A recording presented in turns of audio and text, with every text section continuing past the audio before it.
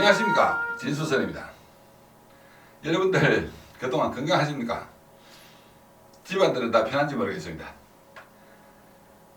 오늘은 제가 방송을 할 때마다 꼭 이 말씀을 하고 시작을 해야 될 것인데 하면서 놓친 게 있어서 오늘은 기억해 두었다가 이 말씀을 한 말씀 하고 시작을 하려고 합니다. 무슨 말씀인가 하면, 지금 제가 올리는 유튜브 방송이 약 40회 가까이 되는데, 그동안 제가 올린 방송 보고 매번 안 놓치고 댓글로서 격려도 해주시고 칭찬도 해주신 그런 분들이 계셔서, 그런 분들 성의가 얼마나 고마운지 인사부터 한번 하고 시작을 해야 되겠다, 이 말씀입니다.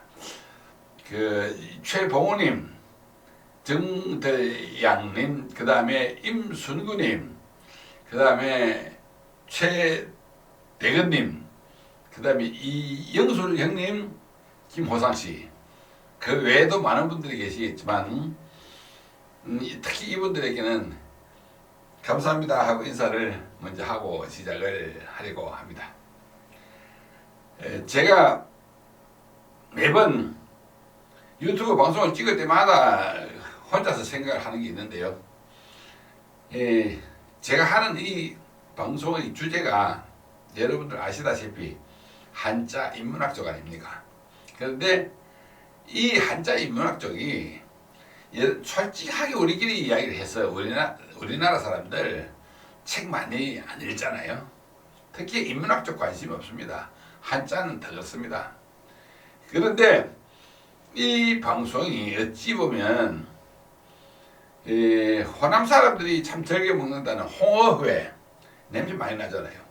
그것 비슷하다고 생각을 하는 것이, 홍어회의 맛을 들인 사람들은 잔치에 홍어 없으면 잔치가 아니라는 이야기를 하듯이 홍어를 굉장히 즐겨하는가 하면, 그 썩는 냄새 때문에 입에도 안 되는 사람, 쳐다보지도 않는 사람들이 많듯이 제가 하는 이 방송 역시 관심 있는 사람들은 많이 보아주시고 격려도 해주시는데, 그 외에 대다수 사람들은 많이 안 보는 걸 제가 알고 있습니다. 그렇지만 제가 그동안 살면서 알게 되었고 배우게 되었던 이런 여러 가지 한자와 관련된 지식을 필요로 하는 사람들에게 같이 나누고자 하는 그런 뜻이니까 여러분들 그렇게 같이 생각을 해주시면 좋겠습니다.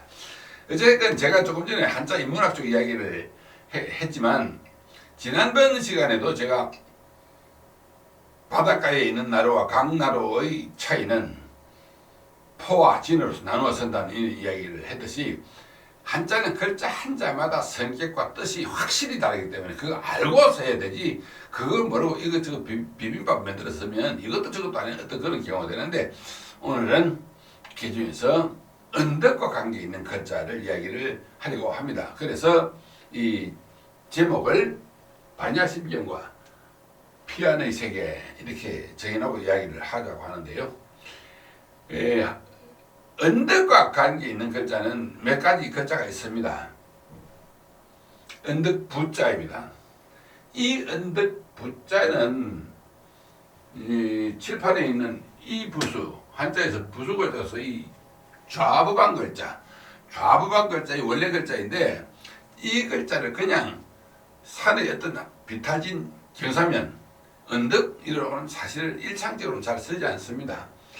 그 앞에 흑토를 붙여갖고 부두 이런 이야기 할 때는 이걸 잘 쓰기는 합니다만, 그 외에 좌부방에 돌이킬 반자 이 글자는 언덕판자인데, 우리나라에서는 언덕판자가 일상에서는 잘 안 씁니다. 다만 일본에서는 이 글자를 들어가 써서 만든 도시가, 큰 도시가 있죠. 대판, 일본말을 오사카 하라 때는 언덕판자를 씁니다. 그래서 언덕을 일본말로는 사카라고 이야기하는데, 오래된 운전 경험이 있는 사람들은 경사면에서 차가 출발할 때 사카 스타트 이런 이야기 할 때, 물론 그래 쓰면 안 되는데 사카 이런 이야기는 언덕 이야기고, 그 다음에 흑토면에 가죽 피자는 언덕파, 이 글자는 우리나라의 경기도 파주 한 지명으로 가끔 쓰이는 그런 글자입니다. 그 외에 언덕 릉자 이 글자는 언덕이라고 이야기하기보다는 무덤의 한 종류로서 주로 귀족들이나 왕릉에 이걸 짰습니다. 그래서 조선 임금들 뭐 선릉, 태릉, 홍릉 뭐 능자가 많잖아요. 동구릉 뭐 할 때 이때 뭐 무덤의 뜻으로 쓰이는 글자이지 언덕으로서는 사실 잘 안 쓰입니다. 그 외에 진짜 언덕과 관계 있는 글자로 쓰이는 것이 언덕 안자하고 언덕 애자 두 글자가 있는데요. 이 언덕 안자하고 언덕 애자는 글자마다 성격이 달리 갖고 있다. 그래서 이 말씀을 드리려고 하는 것입니다. 이 언덕 안자는 강이나 바닷가에 있는 언덕을 이야기할 때 이 글자를 씁니다. 그래서 이 글자가 들어가서 만들어진 낱말로서는 해안선, 연안부두 이런 이야기 할 때에 안자 이 글자 쓰잖아요. 그래서 이 글자는 강이나 바다 등 물가에 있는 언덕을 안이라 하고, 그 다음에 이 글자는 언덕 애자는 산에 있는 언덕을 이야기합니다. 깊은 산 속에 절벽 혹은 낭떠러지를 깎아서 거기에 불상을 만든 것을 마애불이라 해요. 마애불. 그런데 이 애자는 마애불은 적어도 강이나 바닷가에 있는 마애불은 없습니다. 그렇듯이 옛날 우리 조상님들은 글자 한 개 한 개마다 뜻, 성격을 알고 딱 맞는 자리에 맞는 글자를 썼다 이런 걸 알 수 있는데, 이 언덕 안자가 들어가는 설명을 하면서 제가 조금 전에 연안부두 혹은 뭐 해안선 할 때 안자는 또 다르게 피안이라는 말을 쓰기도 하는데, 이 글자는 저 피자입니다.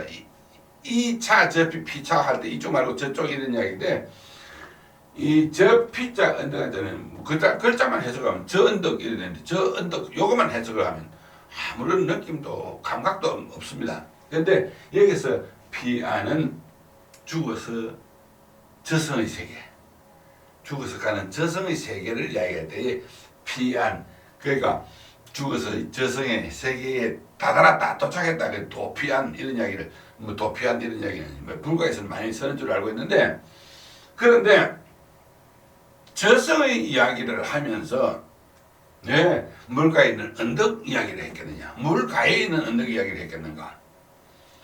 이 이야기를 하면서 우리는 뭔가 하나 생각을 해볼 수 있는 것이,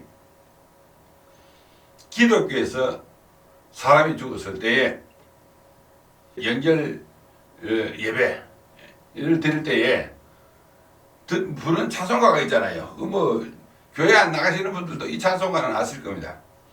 요단강 건너가 만나리. 그런데 뭐 죽으면 죽고 저승을 가면 갔지 왜 강을 건너가자 했느냐.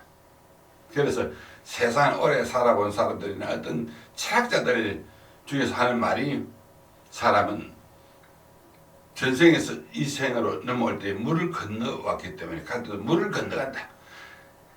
그 물이 강이 됐든 바다가 됐든 호수가 됐든지 자관 물을 건너간다. 어쩌다가 뭐 여러분들 믿으실지 모르지만 저는 뭐 듣기로 어쩌다 죽었다 살아난 사람, 죽었다 어떻게 사느냐 할지 모르지만 뭐 그런 경우가 있습니다. 죽었다 깬 사람들 이야기 들으면 100이면 100사람 전부 다 저승 건너갈 때에 물을 건너갔다는 그런 경험담을 이야기하는데, 여기서 언덕 중에서 언덕 안자는 바로 그 저승 갈 때 건너가는 그런 언덕이다. 그 물가에 있는 언덕 이런 이야기인데요. 이 이야기를 하면서 이게 제가 반야심경 이야기를 해야 되겠습니다. 반야심경 여러분들이 잘 아시겠지만 불교에서 집회나 개인적인 기도를 할 때 가장 많이 암송을 하는 지혜의 경전이 반야심경인데, 뭐 그 다들 알고 계시겠지만 그 반야심경이 무슨 말인가 하고 의아해 하시는 분들이 있을까 싶어서 제가 앞부분 조금 외워보도록 하겠습니다. 제일 처음에 이렇게 나옵니다.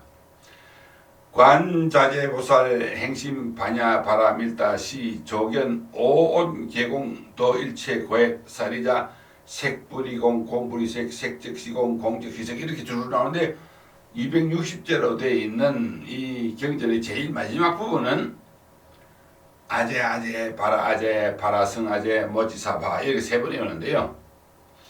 반야심경 여러분들 뭐 알고 계시겠지만 원래는 산스크리트어로 되어 있는 경전을 당나라 때 유명한 스님 서유기에 나오는 현장법사 그분이 인도 가서 그 경전을 중국을 가지고 오면서 중국어로 번역을 한 것이 지금 현재 우리가 쓰고 있는 반야심경입니다. 그 현장법사가 중국어로 선 경전을 우리는 한자로 그냥 읽는데 제일 마지막에 아제아제 바라성 바라제 바라성아제 이것은 주문이기 때문에 그냥 글자 해석은 안 되는 거야. 그래서 그것을 우리말로 현실감 있게 풀이를 하자면 가자 건너가자 저 언덕 건너가서 견성하고 성부를 이루어보세 하는 그런 지혜가 담긴 경전이 하는데 거기서 가자 건너가자 저 언덕 건너갈 때 그 저 언덕은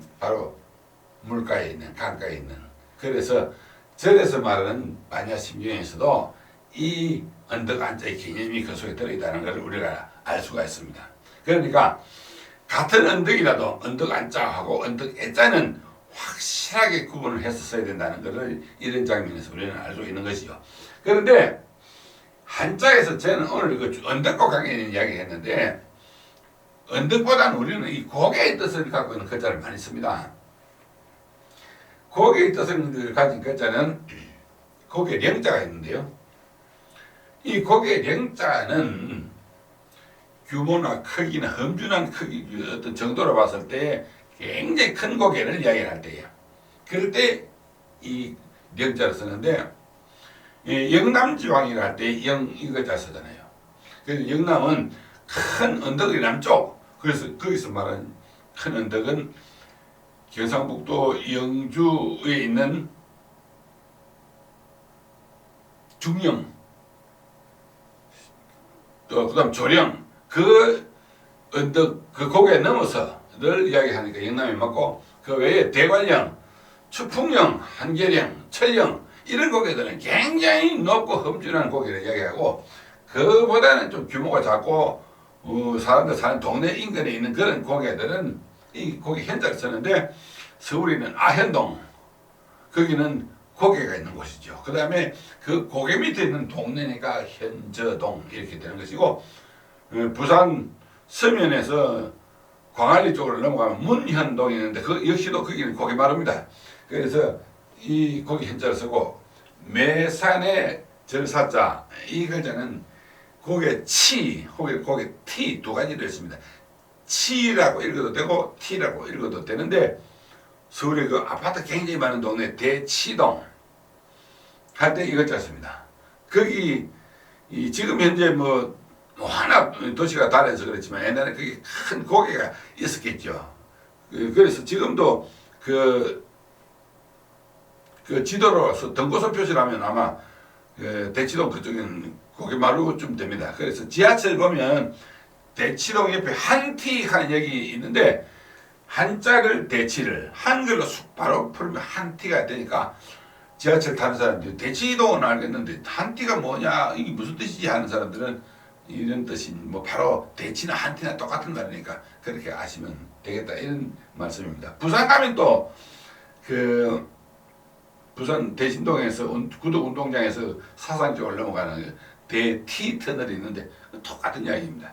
그렇듯이 한자는 제가 누차 이야기하지만 지난번 시간에 포와 진이 다르다고 했듯이 언덕을 이야기하는 안과 애도 확실히 다른 뜻을 갖고 있는 글자이기 때문에 맞춰서 써야 된다는 그런 이야기가 됩니다. 제가 이런 방송을 할 때마다 언제든지 마지막에 이와 비슷한 이야기는 무수히 많다고 이야기했는데 정말 많거든요.